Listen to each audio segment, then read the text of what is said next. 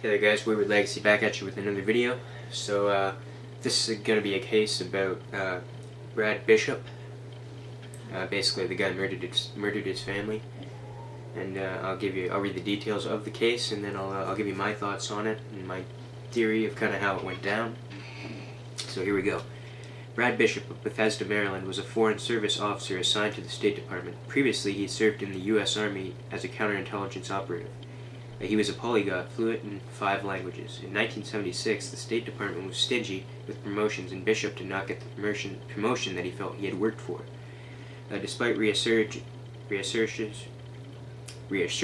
from his colleagues that most of them also failed to get promoted, he took it with a less than typical fortitude.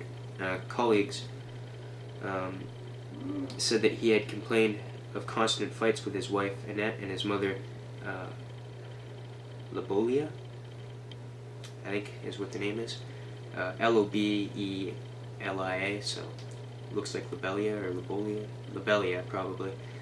Anyway, both women had nagged him for being washed up or treading water, going nowhere in his job.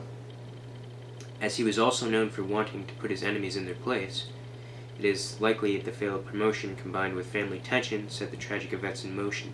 On March 1st, 1976, he told his secretary that he was feeling ill and was going to see a doctor. That was also his last day of work with the State Department. Instead of reporting to a health clinic, he went home, making 3 stops along the way. One was at a gas station where he filled a jerry can, the second at the White Flint Mall, where he purchased a ball-peen hammer from a hardware store, and the third was at a bank where he withdrew several $100s in cash. After arriving home, he bludgeoned Annette, Lobelia, and his sons, William III, Breton, and Jeffrey, to death. He proceeded to take an all-night drive to Columbia, North Carolina, where he dug a shallow fire pit in a dense area of woods and piled them in, doused them with gasoline, and then set them on fire. A North Carolina forest ranger noticed the smoke and discovered the horrific scene. He reported his findings to the local police. Dental records confirmed the identity of the remains. Bishop dumped the car at a campground in the Great Smoky Mountains National Park before vanishing. Police inspected it and found the bloodied ball-peen hammer, as well as the receipt from the hardware store for its purchase. Bishop fled the U.S. because he still possessed a State Department passport. He was able to travel much easier than civilians, as custom officers are more lax to those official with U.S. government passports. He has not been seen since, but sightings have been reported all over Europe, notably Belgium, England, Finland, the Netherlands, Germany, Greece, Italy, and Spain, Sweden, and Switzerland. As he travels on his U.S. diplomatic passport, a sighting by Roy Harrell, a State Department co-worker, placed him in Europe. In an Unsolved Mysteries interview, Harrell recalled traveling in Italy in 1978 and had a highly unlikely chance meeting. While in the city of Sorrento, he was in a men's washroom when he saw a bearded, haggard man wearing a soft cotton sports coat. At closer glance, he realized it was Bishop and confronted him, attempting to be assertive and him to travel with him from Sorrento to Rome to surrender to the Italian police. He panicked at his improbable reunion, then ran when Harrell suggested surrendering to the authorities. He was tried in absentia of crimes and found guilty on 5 accounts of first-degree murder and other charges. His most recent stateside sighting was of him with the family dog and a dark-skinned woman. He was last seen on September 19th, 1994, in Basel, Switzerland. On April 10th, 2014, he was added to the FBI's 10 most wanted list. And the results, wanted in October 2014, authorities received a tip that an unidentified man killed in a hit-and-run accident in Alabama in 1981 might have been Brad Bishop. Authorities have exhumed the man's body and to do DNA testing, although Bishop's face appears to be quite similar to the face of the unidentified man. The body was confirmed not to be Bishop.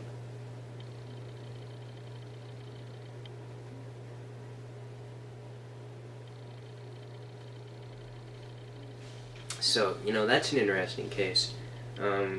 Basically what I think happened most likely was, his pressures at home and work probably got to him. And, he kind of snapped. And then, he killed his family. And his mother and, his sons and his wife, obviously. And then, it was just kind of like, what have I done?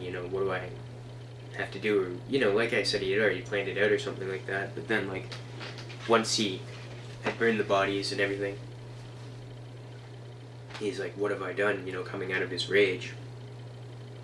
And then, that's when he fled to, all the places that they said he had been, and he started just traveling in the different countries. And, that's probably where he is now, I would assume. He's somewhere, who knows, but I doubt he would have came back to the U.S., but you never know. But with the FBI still, like, adding him to the top 10 most wanted list, I can assume he probably would be aware of that, and, is probably staying wherever he is. And, so the last sighting, they said, was in September of 1994, so, he's probably just in hiding and just trying to keep himself, just out of sight, and just living a normal life or whatever. And, friggin',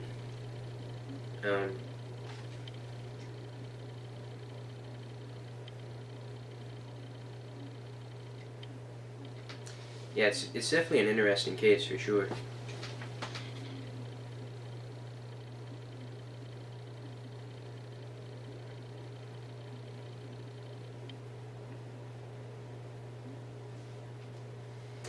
But yeah, that's pretty much all I would like to say about this one. If you like this video, give a like, subscribe, comment. Let me know your thoughts and theories in the comment section on this case.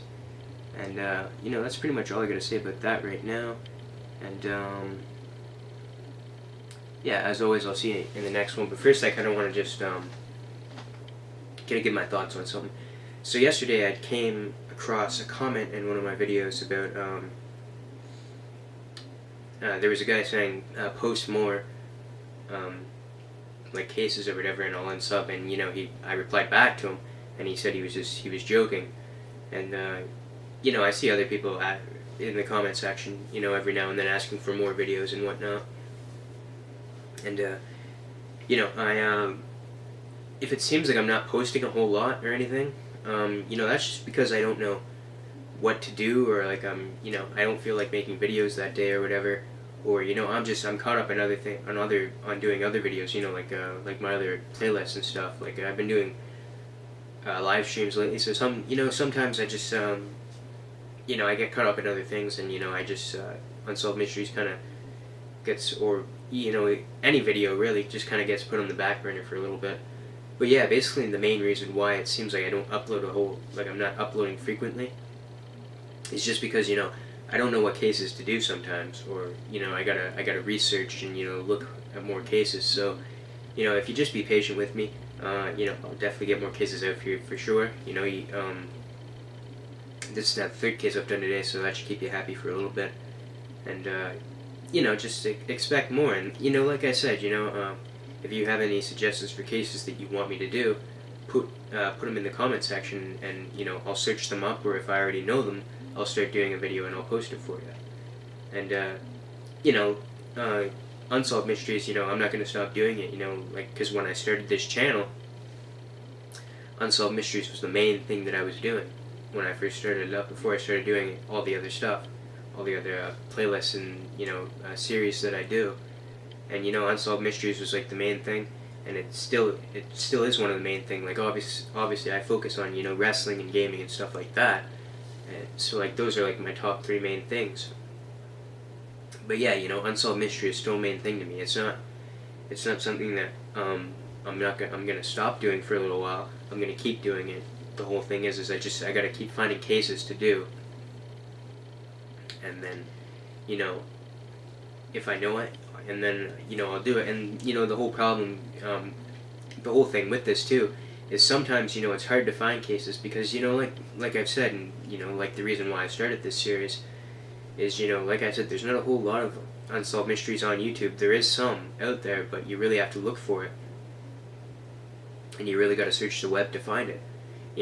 Like I was saying in my Danny Castellero video a couple months ago when I first started up this series, like, to find unsolved mystery stuff, you really have to find it. And, it's not like I haven't seen every episode of Unsolved Mysteries before, so some of the cases I don't know, but there's a lot of them that I do know. And most of these cases I'm doing for you now, I've seen quite a few times and I know them pretty well, except for probably a few of them. But yeah, you know what, enough about that. If you like this video, give a like, subscribe, comment in the comment section, give me your thoughts and theories. If you want to follow me on Twitter, my Twitter link will be in the description, as is my PS4 gamer tag, so if you want to add me on PS4, I stream and stuff like that. I'm also going to be doing gaming videos as well. If you guys are fans of NHL, I may be getting it tomorrow, so I may be doing a hype pack opening, so look out for that. And that's pretty much all I got to say right now, and I'll see you in the next one.